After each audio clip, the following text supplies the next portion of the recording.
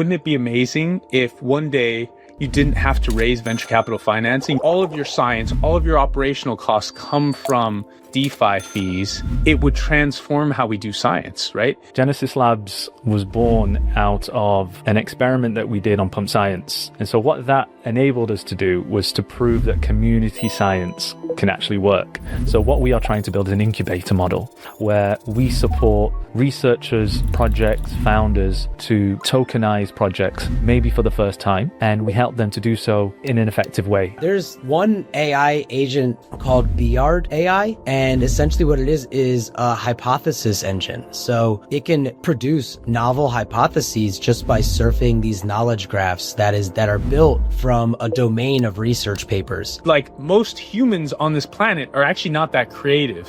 Most of the new ideas are actually just remixes.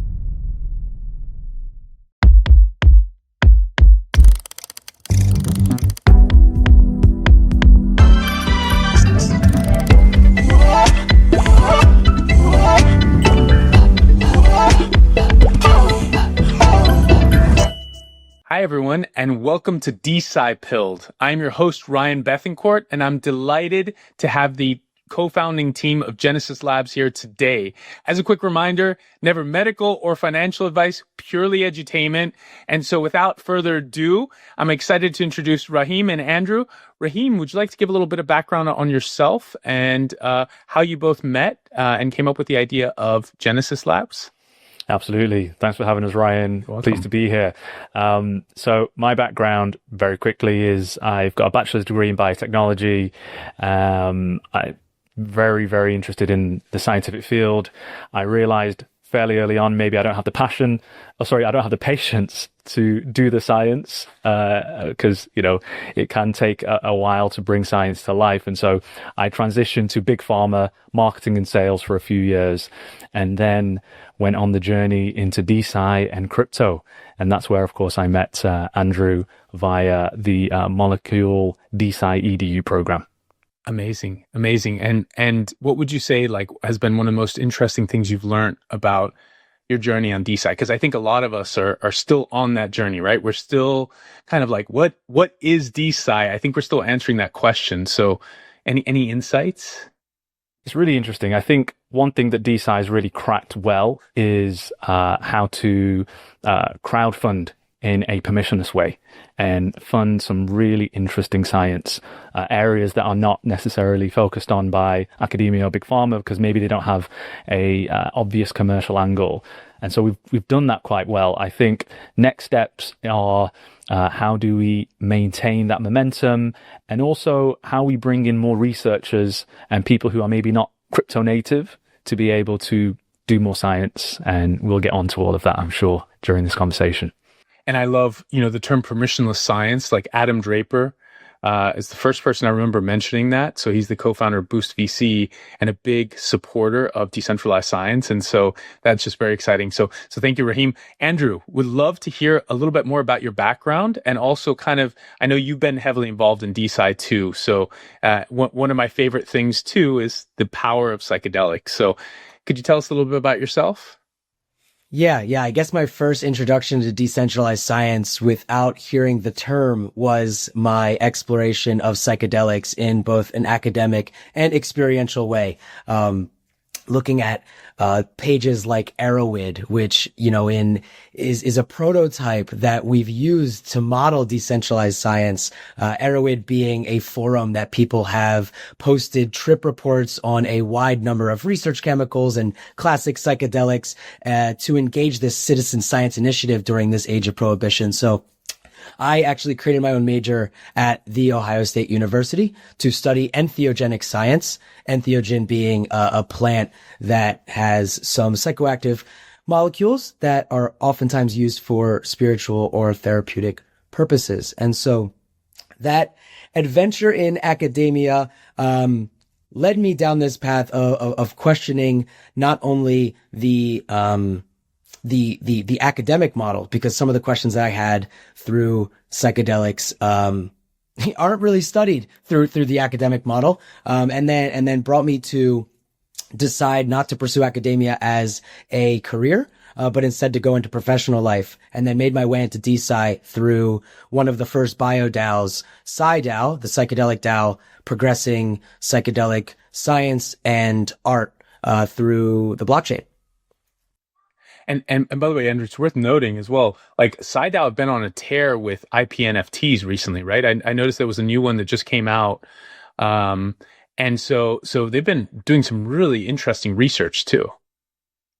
Yeah, no, it's been fascinating to explore this experimental way that PsyDAO approaches the decentralized science ecosystem. So essentially through a vertical that's science and through a vertical that is art and community, PsyDAO is creating an infrastructure to develop, progress, and elevate psychedelic intellectual property. So that can come in the form of science, like their recent EDMT token that was launched on the Bio Launchpad, and also comes in the form of art, like their second tier of governance or membership in PsyDAO is called the Psych membership, which comes along with a Kene NFT and the real world asset, the Kene being an art form that's been developed by indigenous people in the Peruvian Amazon, the Shipibo-Kanibo people, which is true psychedelic intellectual property. This art that was created through use of plant medicines or entheogens. It's amazing. It's amazing. And I know you're currently on an adventure too, right? So you're currently in Patagonia. You want to tell us what you're doing at Edge City? Yes, certainly. So Edge City is a society incubator, bringing together people at the edge of science, technology, cryptocurrency for a month-long network state experiment. And so there's a lot of scientists here, a lot of entrepreneurs, a lot of citizen science experiments that are going on here. And so I took my work with MicrobiomeDAO and PsyDAO, and I'm doing a study to investigate how the gut microbiome can affect psychedelic experience, through an observational study with 15 participants here at Edge City, as well as last week put on a week of psychedelic programming, educational content, as well as just getting the community together to talk about this big question, which is, how do we navigate into the future, addressing our relationship with plants and creating a society that enables cognitive liberty, or the practice of expanding your consciousness or seeking altered states through safe means. Yeah, and it's particularly interesting now because we know that certain psychedelics like LSD, like psilocybin, also appear to extend lifespan as well, right? And so I know that that's currently one of the PsyDAO initiatives too, with tokens on Pump Science that are currently in worms and moving forward into, I think, fly and mouse models too, right? So I think there's a lot happening there. So now we're in the world of DeSci. You and Rahim kind of connect. Tell us about Genesys Labs. Like, what is Genesys Labs? Coming soon, right? I think other than, we are, November 13th. Unfortunately, the US government opened and the market crashed. For those who, ultra bullish turned into ultra bearish news for crypto. You can't make this up. There's a bunch of theories about who, wink, wink, CZ might be doing it. But it still crashed. Market makers crashed the market. Could be the beginning of a bear market. We don't know. And so, you're planning on launching tomorrow. That may or may not happen. We'll see. But tell us about Genesys Labs, because I think the mission is beyond, bull or bear markets, right? 100%. Yeah. I think Genesys Labs was born out of initially an experiment that we did on Pump Science, which was resveratrol and berberine, and the tickle's called Troll. And so what that enabled us to do was to prove that community science can actually work. So we managed to test this compound, which is with two compounds together, and we were able to fund worm, fly, and mice experiments from trading fees. And we built a community. They were all super pumped about what's coming, the science, the potential to, because it was a longevity experiment, the potential to extend life in these different animal models. And they were traders, they were investors, and they enjoyed that whole kind of community speculation on science. And so we built that community and we realized, okay, this works, but we need to do more. We can't just stop at one compound. And we also realized something really key, which was we were able to tap into crypto culture. That's something that we were able to do well versus maybe some of the other compounds on Pump Science, which was in terms of building that community, we were able to tap into outside liquidity. So we were able to tell the story to people who were perhaps not science native and to bring them along. And we'll talk about some of the ways that we're able to do that. But we realized that, okay, this can be so much bigger, and we can bring this knowledge to other projects and other scientists who want to fund their projects via Web3. Amazing. And I do remember, I love the troll. It was the ticker was TROL, which was brilliant, right? When I first saw it, I hadn't met you yet, either of you. But I liked it. I liked the token. It showed that someone really understood the crypto natives, right? And, crypto natives like the tokens to look and mean like something, cause then it's memeable. And so you have great science, but also memeability, which is really important for tokens too. So, okay. So now kind of this mission of kind of creating this launch pad for coin to companies, which Ethan loves to kind of share and say. I think it's great. Coin to company. I think we all see that we have to go beyond just memes. It has to be creating true value for both the token holders and, eventually the patients and the people we're going to help. And so tell us about the actual deeper vision. So you've started to talk to some potential people who want to go through the launch pad. How's that been? Yeah, in terms of the long-term plan here, it's it starts with helping other projects do what we've done, and it starts actually with Genesys as the first proof of concept.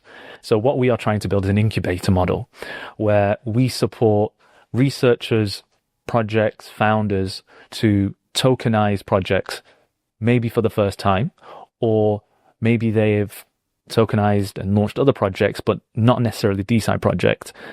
And we help them to do so in an effective way, using the learnings that we've had from Troll, but then the learnings that we are able to gain from all of our incubated projects. And crucially, we're building a mentor team, as you'll know, because you're one of the mentors. Yes, and I appreciate you bringing me on. Thank you. Appreciate that. It's an absolute pleasure to have your expertise and experience on board. And so a quite varied selection of mentors to support the projects broadly across the various areas that need identifying and implementing. So that's another thing that you don't realize when you launch a token. You might think, okay, I've got this great idea for a piece of research and I want to fund it using crypto. But then, there's marketing, there's tokenomics, there's token utility and supply, and all sorts of different things that you've got to think about to launch effectively. And crucially, what we thought was missing from maybe the DeSci space is how do we attract wider liquidity? Because DeSci, although it's what we live and breathe every day, it is still a small part of the wider crypto market. And so how do we attract all of that liquidity and all of those traders and investors to multiple DeSci projects? And we need to do that for the space to grow. And so that's how Genesys Labs was born. Go ahead, Andrew. And here's the thing. Billions of dollars moves through the cryptocurrency market every single day. And the trading fees from that speculation pads the pockets of individuals, it pads the pockets of companies. But if we could take a fraction of that liquidity, a fraction of those trading fees to go towards funding meaningful science experiments, well-developed science experiments to produce meaningful data, then we're creating more science, we're having fun while we're doing it, and down the line, we can have a really strong impact for a wide range of individuals who are affected by these experiments and these biotech innovations. I think, Andrew, you bring an excellent point that I think most people still don't fully understand. And I know Rahim mentioned it as well. Using DeFi fees from liquidity pools to fund science, like fully complete experiments. I mean, it is mind blowing when you start to think about it. It's not grants. It's not venture investments. It's literally DeFi fees that are funding. And you mentioned this with Troll, Rahim, fully funded worm study, fly study, mouse study, right? Like, that's wild when you really think about that, because, having been involved in lots of biotech startups, it's always difficult to raise enough money to run the studies that you need to do to unlock the next level of financing. And so being able to even get, a bridge from the classical biotech, TradFi world, which is brutal. I mean, it is so hard to raise money if you're a biotech founder, because you don't have the data. You have a concept, but you don't have the data. When we started IndieBio, that was really our mission, to help with that first little bit of like pre-seed money to like get in the lab and get some data, because otherwise these scientists could not raise money. And so what you're highlighting is the unlock, which I don't believe has ever existed, which is we can use a type of crypto finance to finance science. And it's trading fees. Like, that's the thing. Yeah. And that right now is kind of the crux with decentralized science. Right now we see really well put together science experiments. We see these, like, you can call them moonshots that could result in like really valuable intellectual property and a lot of like really well done, products, commercial products from it, pharmaceutical projects from it. So that, like, that side's taken care of. Like, we've got scientists that are plugged into these new models. And we also like see within decentralized finance, the DeFi world, like there's liquidity there. So Genesys Labs really is just building the bridge between the scientists and the crypto native, so that we can be making an impact together, speaking the same language or speaking our separate languages to the respective audiences that appreciate those languages, and sticking to what each knows best. So what I mean by that is we welcome scientists to apply, because we have this mentor contributor network of crypto native marketers. And we encourage crypto native marketers or influencers to apply, because we have a wide network of scientists, DeSci experts, and DAO experts who can help tokenize and frame the project in the right way to create meaningful data. And so Genesys Labs is just the bridge between those communities. I mean, wouldn't it be amazing if one day you didn't have to raise venture capital financing? You could literally launch your token, and through DeFi fees, and by the way, one of my favorite terms is sci-fi, so science finance. Paul from founder of Bio, he mentioned that it's sci-fi, science finance. So I love that. But like, imagine it one day, all of your science, all of your operational costs come from DeFi fees. It would transform how we do science, right? And how we can accelerate science, which is positive for all of humanity. 100%. I think we've proven that concept, that it's possible.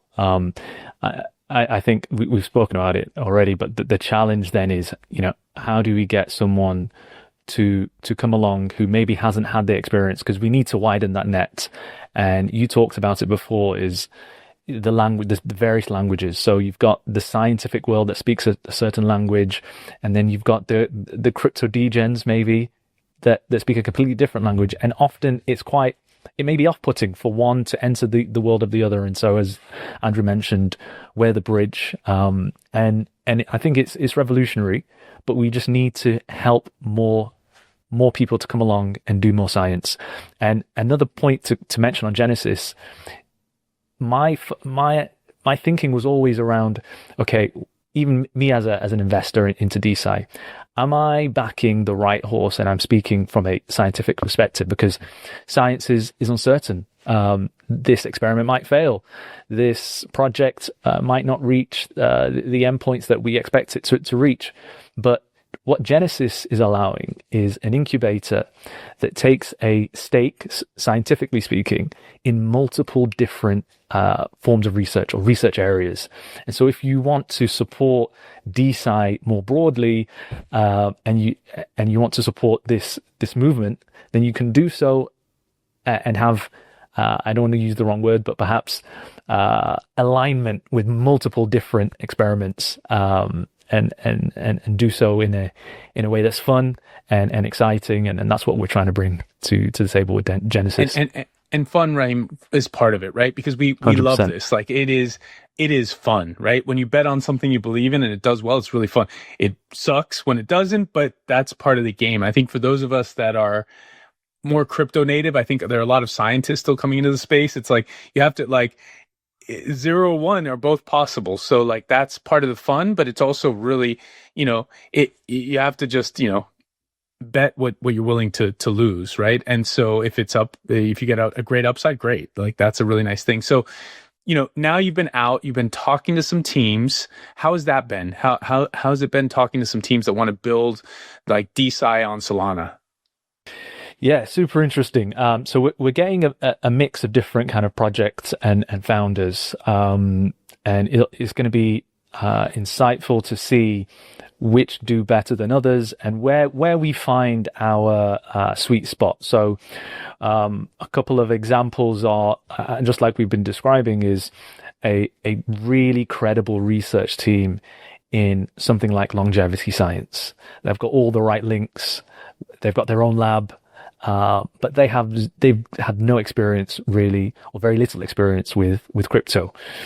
And so, how do we help them with the tools and the resources? And so one thing that we're building, we have 20 plus contributors in our contributor network. And this is how the DAO is going to work. We want it really to be as automated as possible. But by joining our DAO, joining our incubator, you get access to crypto native designers, content writers, marketers, influencers. You might need community moderation. And the idea is that you can dip into that pool of contributors and utilize that to help uplift and accelerate your project. And then we're here as well at Genesys to provide advice. And of course, you've got the network of mentors who will provide kind of dedicated advice and mentorship as well. So that's the plan, really. Yeah, I think very few people truly understand what this internet capital markets thing means. They see Anatoly or Raj, the two co-founders of Solana, talking about ICM, and they don't see like what that really means. When it works, you basically, the liquidity from crypto can come and turn ideas into real companies with real revenue. And I think that that's really exciting for a lot of us in DeSci, to kind of, see these things become reality. Like some of the craziest ideas you see in science fiction, could they be funded by DeSci and internet capital markets, right? Whole body transplants, brain computer interfaces, longevity science that actually reverses your age with like partial reprogramming. Like there's so much. So, are there ideas that you both are excited about that you really would love to back and fund? Are there like kind of, how YC does that, call for ideas or call for companies, and they list like literally the areas they're willing to back or interest in backing. Have you done some thinking on that? Or there's some areas where if there's someone listening, it's worth them kind of applying? Yeah, interesting. I think DeSci really suits those kind of areas, those moonshot areas that are ignored, areas where there's a lot of risk, right? And so you talked about that first step, that first check, replacing that with something like this. It also allows us to de-risk really risky areas. And so if we're thinking about certain areas, I'm thinking about one incubated project that's in an area where there is no cure currently for a particular very common disease. So, something like that where maybe hope has been not lost, but people don't have as much hope as in other areas because the commercial viability maybe isn't as strong. And so we'll probably be focusing on areas like that. But particularly, I do want to mention one way that we think we can go from coin to company quite quickly within our incubator is by focusing on projects or compounds that have already either received FDA approval and are that can be repurposed and repackaged. And so that then makes the process much quicker. we're maybe looking at compounds that already have safety data around them, or drugs that already have extensive safety data, so we can accelerate the process. Because again, going back to the kind of why crypto investors want to invest in certain projects, often they want to see a story and a feasible roadmap. And I think that's a big part of what we want to do with Genesys as well.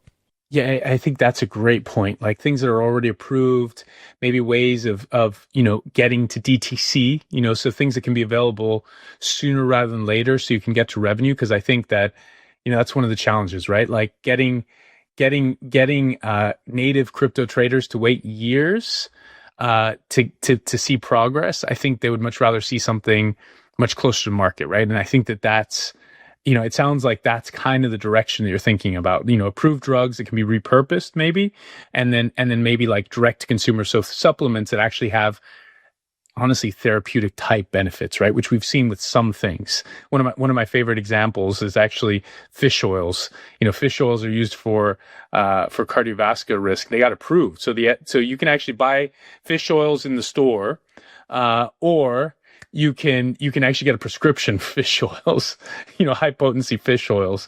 And so it sounds like that is that kind of direction that you've been thinking about? Yeah, that's definitely something we're thinking about. And it'll be interesting to see to run some kind of A/B testing on the projects that come through the incubator, kind of which ones are able to get through the process and come out the other end with some commercial viability or follow-on funding, and what those look like. And then we'll be able to hopefully replicate that process and maybe streamline that a little bit more. Beautiful. And Rahim, what are your thoughts on like all the developments that are happening with agentic science too, right? Because I think, DeSci is one very important part of like this three-leg stool, right? You have to have the science, you have to have the crypto, and then I think AI is so common in so much right now, and it works. It clearly works. For those of us that use ChatGPT or Grok, they're excellent models. They're great, but they're not perfect for science. So have you kind of been exploring that space? Like and where I say they're not perfect for science, for those of you that haven't tried to use them, it's unable to use some of the tools that you need in science. So if you want to analyze a genome, it's too much data. If you want to look at a protein or a molecule, sometimes it's too much data. And so it has its limitations today. Doesn't mean it will have them tomorrow, right? And we've seen 10x, 10x, 10x, 10x improvements in AI. So Rahim, what are your thoughts on like AI plus DeSci? Yeah, it's an area that when I'm thinking about AI and where it fits with DeSci today, I'm thinking more kind of the ICM model, which is backing startups that have already proven, or there is some kind of utility where AI accelerates science or biotech discovery in the real world, and facilitating the funding of those kind of startups or those kind of companies. I think that's a really interesting one, because we have a lot of scientific discovery or research projects in DeSci. I think we could do well to broaden the scope to maybe companies that help with or support diagnosis, or different tools and startups that utilize AI as part of the process of whether they're improving health, like I say, improving diagnosis. These are really interesting areas, and I don't think we've really tapped into that as a ecosystem. So I think that's really interesting, and it would be really interesting to try and bring some of those projects through the incubator, because if you think about that kind of founder, it's not too dissimilar to kind of Believe and the Launchcoin ecosystem, which is taking really interesting, really cracked devs or startup founders from, San Francisco or wherever, and instead of going through the Y Combinator VC model, you come across to crypto and you launch your coin, and you use that to, instead of traditional startup founding. Can we do the same with health tech and AI companies at the intersection of health and science? I think that's a really interesting experiment that we can run and see if we can do that. Yeah. Yeah. So, and just for those that may not be familiar with the Believe coin and the Believe ecosystem, it was started by Ben Pasternak. Funnily enough, I actually know him from a different life. He started a company called Simulate. It was like these plant-based chicken nuggets. The guy is brilliant when it comes to marketing. Like I actually spoke to him a couple times. He was like a Gen Z innovator. And then he kind of surprised me when he turned up into crypto and Solana and he was like, hey, I'm launching this coin. At the time, I think it was called like the Pasternak coin. I didn't buy it because I was like, what is this? So just goes to show how quickly, everything evolves in crypto, right? And so, that's a really interesting aspect of it. And in addition, these new types of companies, like I think there's a whole white space of these types of companies, these kind of new I don't really even think they have a real name, but like there will come a time, Sam Altman talked about this. He basically said there will be $1 billion plus 0-person companies or 1-person companies. And I always think, what does that mean for biotech? What does that mean when you start to think about an entirely virtual biotech company that has a virtual CEO, a virtual chief scientific officer, a virtual chief medical officer, virtual researchers, and maybe we can plug them into robotic scientists or automated science labs, because that's coming too. Where do we go from there? I mean, that's mind-boggling, right? Science starts to look more like software rather than there's still physical elements to it, but it starts to get more virtualized, like we've seen with pump science, right? Like you don't need a lab with pump science. And so it is virtualized. It is the beginnings of this virtualized biotech where the experiments are outsourced. So it is virtual. You can start, literally for almost nothing, you can start a biotech. I don't know if you have thoughts on that. And no, Rahim and Andrew, welcome back. I know there's some Patagonia issues, so connection issues. So welcome back. I wanted to circle back real quick. Please do. We'll edit it in on the AI question. There's one AI agent that has really made waves within the decentralized science ecosystem called Biard AI. And essentially what it is a hypothesis engine. So it can produce novel hypotheses just by surfing these knowledge graphs that are built from a domain of research papers. And funny enough, the Biard AI agent actually came up with the microbiome psychedelic study hypothesis that I put together to study down here at Edge City. And I think that's a really great use case and very much related to Genesys Labs in a way, because if there's AI agents that are able to produce these hypotheses, then all it takes is either a scientist to put the experiment together and or the crypto native marketer to ape onto one of these hypotheses and come and put it through the Genesys Labs incubator for us to make it real and generate the token fees, the transaction fees to fund the experiment, be it something that is capable of being done through, through a budget that's suitable through transaction fees.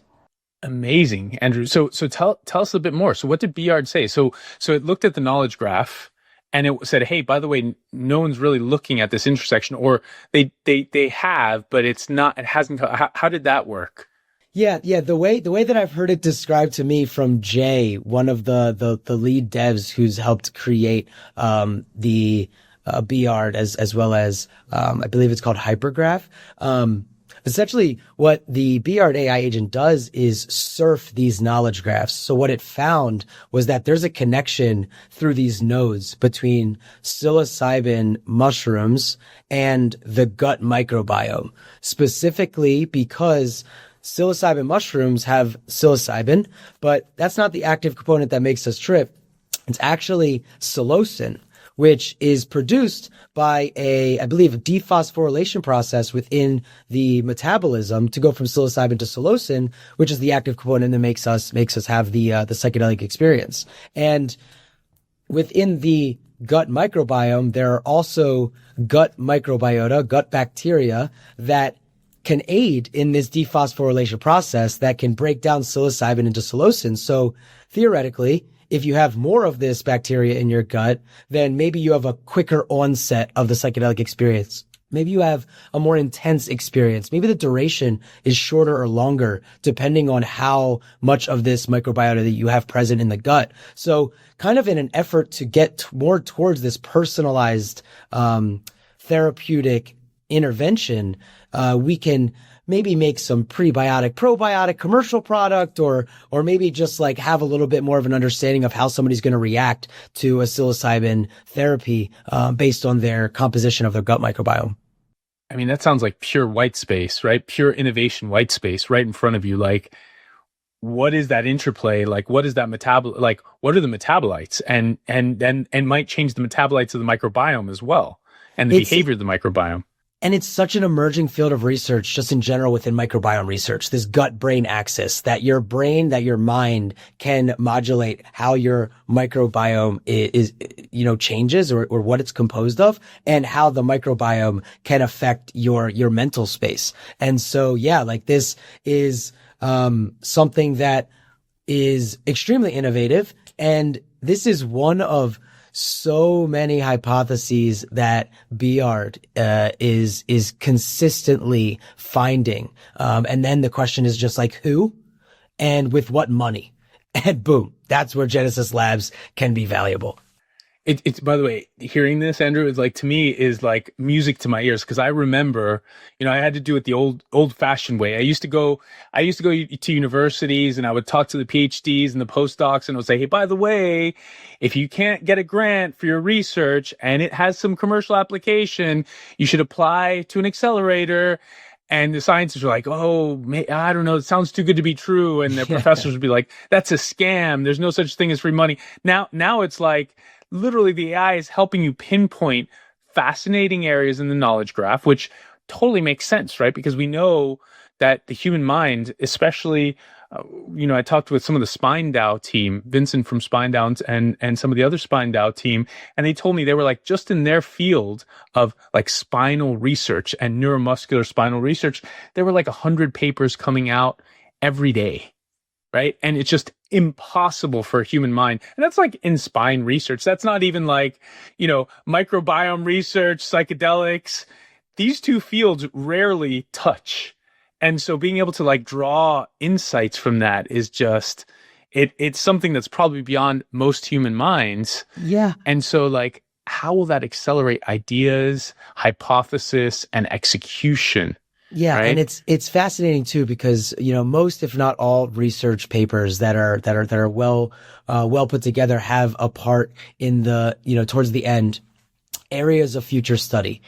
How often are those areas of future study leveraged for the next iteration of that thought train, of that research domain, of that research project? And so, yeah, having an AI agent to look at all these research papers, look at the potential areas of future study, connect the dots between a few of them, and boom, you have the literary review right in front of you, and you have a basis for being able to put together the next step of the knowledge, and that's where these science experiments and these data generating experiments can really come into play, is see through those areas of future research that we already have a foundation for.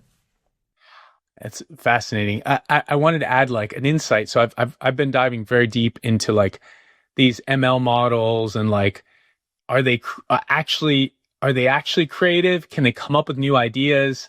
And I can't remember where I heard this, but there was a podcast that I was listening to where people were talking. They were basically saying, look, like most humans on this planet are actually not that creative.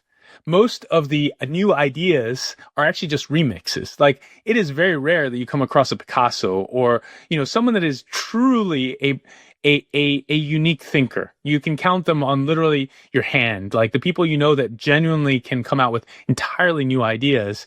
And we've done great as humanity. We have done amazing things with remix culture. And so the fact that you can use the palette of all human knowledge for remix culture with AI means, wow, like what is, I don't even think we're grasping yet what is possible even with what we currently know, even if AI doesn't have any genuine insights or new creativity, right? Even if they're just pattern recognition machines, so fascinating. Okay. So what are the plans? So let's talk about Genesys Labs. Like, what are the plans going forward? Hopefully soon there'll be a launch. I think the plan is on DAOs.fun. Is that right? Yeah, exactly. When launch is the most commonly asked question to us at the moment. Right, I've seen that on the Discord. When's it happening? I know. Market liquidity cycle. Because I think you mentioned this earlier when we were talking. You were planning on launching 1010. Unfortunately, when that was the massive liquidation happened, primarily on the Binance platform, and then of course didn't launch then because it doesn't make sense to launch when the entire market gets liquidated. So yeah, so you're planning to launch soon, right? Yeah, exactly. So the first step of that will be we're using DAOs.fun, and DAOs.fun is a really interesting platform because it allows us to bring together a set of contributors and mentors and different people to create a community DAO and to pool our resources. And then with those resources, we seed liquidity, and importantly, we seed our AUM. And then from that, that's where we are able to support the various projects. And of course, through the different trading fees, we're able to fund working capital. And through the DAO as a whole, that's how we accelerate and incubate our projects through the entire, what we call people capital. So having lots of different experts involved, that's how we bring projects through our system. So yeah, what happens next? So after we go through the what's called the party round or the community round at DAOs.fun, we move to TGE on Solana, and so we will plan to launch within a week of the party round, and so that's going to be a really interesting day. We've got a lot planned in terms of live streaming with DAOs.fun, live streaming with DeSci News, and we'll have a few of the mentors and the contributors jump on the spaces and the streams and introduce themselves, and hopefully we'll create a lot of hype. Yeah, I mean that'll be a lot of fun. I love the DAOs.fun launches. They are so chaotic and so crazy. You just never know. For those of you that have not been on DAOs.fun, I have been on multiple DAOs.fun with the launches. I still hold most of the tokens on them, other than I think one or two rugs that I was involved in. It happens, and so I got rid of the rugs. But it is so much fun because you literally things go up and down millions of dollars. It's crazy, but at the same time it allows these really incredible things to happen. I Big Pharma AI was actually the first DeSci launch. They have the ticker drugs, and recently they had a ticker that was launched from there called BADI, and BADI is basically metformin. It's a well-known longevity drug, and I think it was a rug. So someone used it to launch a rug. They decided to take it back, and this is just to show how random these things can be. And then the new dev that took it over, I'm very impressed with the new dev that took it over. I think it's Linus. Is that the name of the new dev? Do you guys, Rahim? Do you know? Not too sure. Not too sure. I think it's Linus, and he got retweeted by Vitalik. Yeah, very quoted by Vitalik. He got a couple days ago. Vitalik, and then the token went bananas. Yeah, and then of course. But the thing is, pretty much everyone in the crypto space cares deeply about biotech. This is one of the things that biotech and crypto go hand in hand. A lot of people, when I talk to them about DeSci, and they're, what is that? But these two things go hand in hand. Balaji, a lot of people don't know that Balaji is actually a scientist. His first company, one of the first companies he exited from before he joined Coinbase, was did you guys know this, by the way? This is kind of a fun fact. So I know Balaji back from my IndieBio days. He used to come and talk at IndieBio. Really nice guy. Just love his insights. Really fascinating thinker. It was a prenatal screening company, so a genetic screening company for babies. And so the world is very interlinked. And so I think that as this new path is being charted by Genesys Labs and other DeSci projects and companies, we're going to see a lot of interest from the broader crypto community. It just has to make sense. It has to be one of these things where it's beyond memes now. We have to create real value, right? Yeah, yeah, and also just to address, like we've been building Genesys Labs for quite some time, and Ryan, I think you were in the group chat, saying, the expression, like building the bear, raising the bull, and so like for the past few months, Rahim and I have now and again had opportunities to take deeper dives into our incubator model, take deeper dives into what we're building and how we're going to support these projects. And so for the past month and a half, as we've kind of just been waiting for the right time to launch, we've taken that really as an opportunity to look at our incubator model and make sure that we have the right support system and right direction available for these projects as they start coming in. Honing in on our application process, and as of just I think 4 or 5 days ago, we launched that application. So please feel free to apply, whether you come from a science background, a crypto background, an influencer background, or just are DeSci curious. That is completely acceptable as well, because the space is ours to create. We are willing to experiment. That's why we are in this decentralized science ecosystem. And that goes with how we're building as well and how we're promoting these projects. And Ryan, you raised a really great point, right? It's like we want to raise funds for meaningful data to be created out of these science projects. And so the narrative is not just meme. The narrative is building something that resonates with people from both sides of the bridge, right? The scientific community with really great, well thought out experiments and roadmaps for the science, as well as the well thought out roadmap for the crypto communities to understand how this token accrues value and how this token is directly correlated with the science experiments, be it the outcomes or the underlying intellectual property potentially, as we move towards that coin to company model, which is our North Star. Yeah, I think people are going to be blown away by what's coming, and I think by some of the projects that are going to be incubated by Genesys Labs. Like I just don't think people truly understand how much progress is going to be happening with these ultra efficient biotech companies, the coin to company type models. And so, guys, this has been an absolute pleasure. So, if people want to get involved, how do they find you? Keep posted on when launch, right? What's the best way to get in touch? I would say the application is a great way to stay up to date. To get involved, application, join our Discord.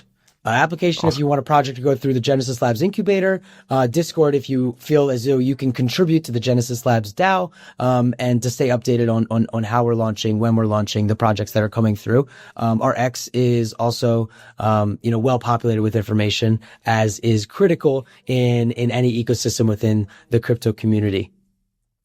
Awesome. Yeah. And awesome. I'll just add Genesys Labs .xyz. The application is on there as well. So yeah, Amazing. Feel free. Well, Andrew, Rahim, thank you so much. Really appreciate the time.